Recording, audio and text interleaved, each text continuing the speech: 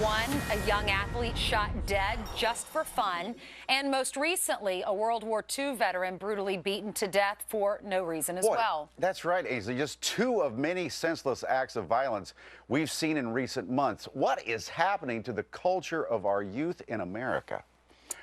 Well, joining us now to answer all of these questions for us, our Fox News contributor and director of Next Generation TV, Lieutenant Colonel Alan West. Good morning to you. Good morning, Ainsley and Mike. How are you doing? We're doing great, but what is happening to America? Well, I think without a doubt you see a very disturbing trend. You see this gangster culture that is rising, but I'm really concerned about what I see happening in the black community. When you know, my father was a World War II veteran. I find this absolutely disgusting what happened to Mr. Benton. But you also look at what happened in Oklahoma. You think about the 3 black teenagers that beat the 1 white teenager because he turned them in for selling drugs. And then also look at the case, this trial in Marietta with the black teenager who shot the 13-month-old baby in the face. We know what's happened in Chicago.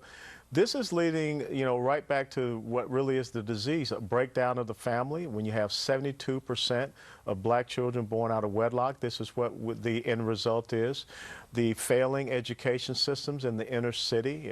You know, we have people that fight against school choice.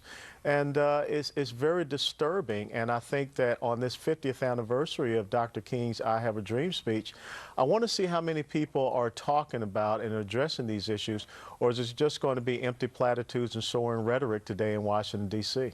You know, Colonel, I was thinking back, well, when I was 15, 16, somewhere in there, I'm not afraid of my mom and dad, but I didn't want to disappoint them, and I had things to do. It seems like I was busy all the time. Some of these kids, especially the kids in Oklahoma, we were bored. Thought we'd just, you know, beat up somebody, kill them. Well, you bring up 2 great points. One thing that my parents, and I was afraid of them, they said, don't ever do something that you don't want to see on the front page of the newspaper.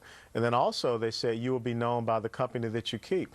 So this really is about parental involvement. When you think about those 3 young men in Oklahoma, one of the things that reports are saying that they were basically raising themselves. They were looking at violent video games. There was no parental involvement. And when I was 15, 16, and 17, I was quite active in sports, my education, and also I had a part-time job. And when you look at the unemployment statistic among black teenagers right now, it's close to 40%. So we have some very systemic problems within the inner city communities and within the overall youth culture in the United States of America that we need to have leadership addressing.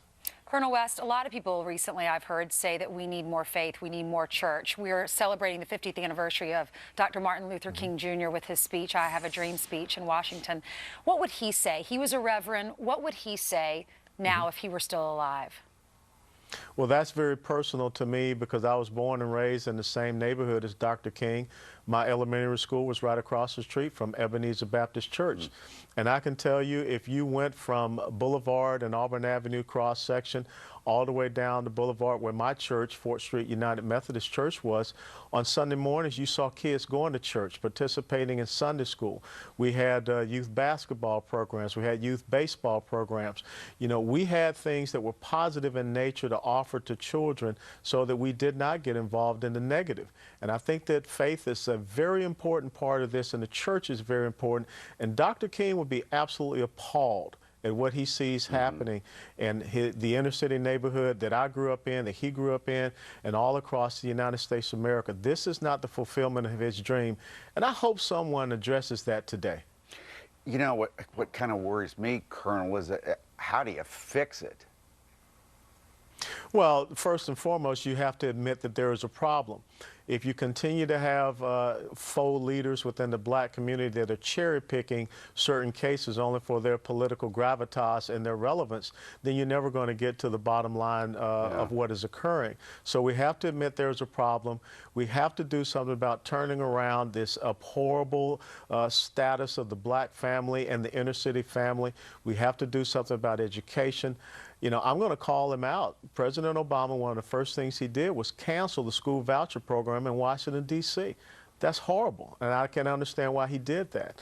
So education, We've got to get small business development. We've got to get these young people back active in school, in church, in programs that are positive in nature. But like I said, it all starts with the family and Sure the home. does. Colonel West, if anything, the silver lining in all of this, we're having these conversations now. So maybe these individuals aren't going to die in vain, and we can open up the dialogue a little. Yeah. Thanks so much for being with us this morning. Yeah. Great perspective. Thanks so much. Sure. You got it. All right.